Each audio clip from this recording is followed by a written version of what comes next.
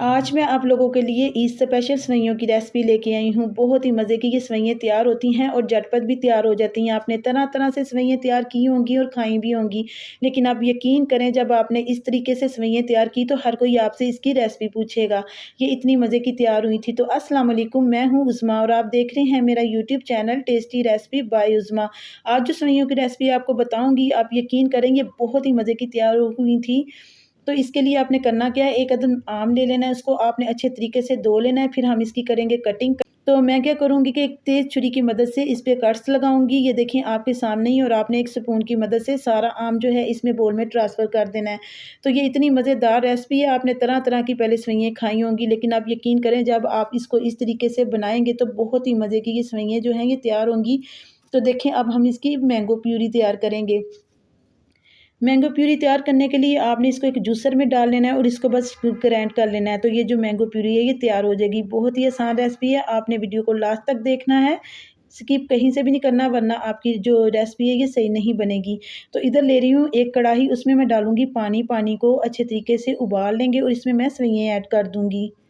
सेवइयाँ add करने के बाद आपने इसको अच्छे तरीके से मिक्स कर लेना है, और इसमें मैंने बारीक वाली सेवइयाँ ऐड नहीं की, थोड़ी मोटी वाली सेवइयाँ ऐड की हैं।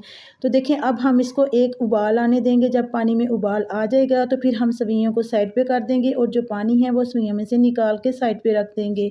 तो आपके सामने ही है कि सेवइयों में उबाल आ चुका है। अब मैं इसको नितार लूँगी और एक साइड पे करके रख दूँगी।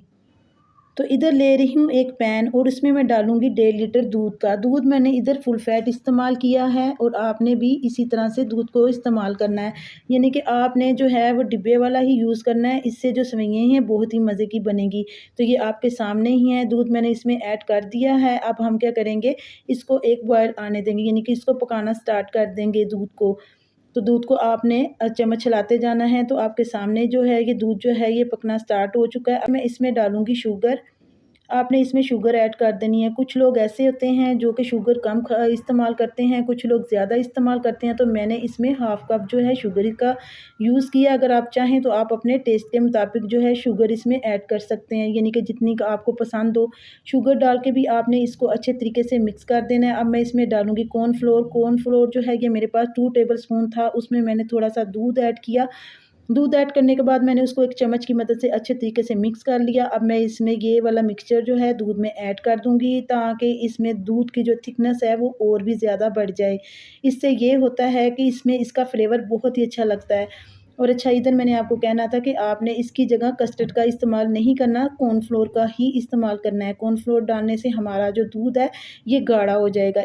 तो इसलिए मैंने इसमें कॉर्नफ्लोर का इस्तेमाल किया है। तो दूध जो है जो 3 से 4 मिनट लगेंगे दूध को गाढ़ा होने में। आपके सामने ये पकना स्टार्ट हो चुका है। अब हम इसको तकरीबन थोड़ी देर तक के लिए पकाएँगे, ताकि दूध जो है ये अच्छे तरीके से गाढ़ा हो जाए।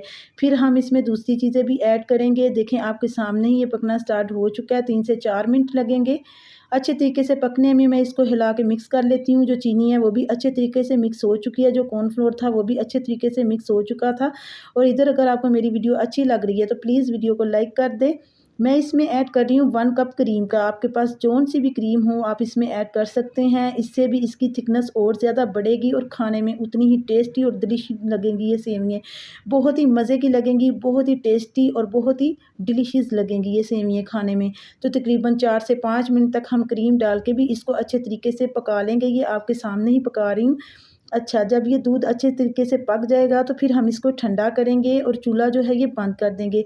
तो तकरीबन मैंने आधे घंटे तक दूध को ठंडा कर लिया था और इसमें मैंने ऐड किया है मैंगो प्यूरी। आपने ये जो मैंगो प्यूरी है ये गर्म दूध में ऐड नहीं करनी, क्योंकि इससे अगर आपने गर्म दूध में मैंगो प्यूरी ऐड कर दी तो आपका ये दूध जो है ये फट भी सकता है। तो आपने क्या करना है, दूध को ठंडा करने के बाद ही मैंगो प्यूरी जो है इसमें ऐड करनी है। तो मैंगो प्यूरी डाल के आपने इसको अच्छे तरीके से मिक्स कर लेना है। तो आपने इसको ठंडा होने के लिए रख देना है। देखें आपके सामने ही मैंने चूल्हा जो है ये बंद किया हुआ था।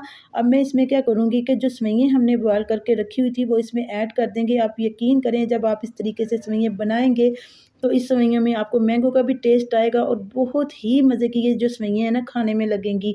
और बिल्कुल यूनिक रेसिपी है, आपने एक बार ट्राई ज़रूर करनी है कि ये किस तरीके की बनी है। तो मैं इसमें डालूँगी थोड़े से बादाम और पिस्ते, इसको मज़ीद मज़ेदार बनाने के लिए। और इसमें मैंने 2 कतरे क्यूड़ा के भी ऐड किए थे।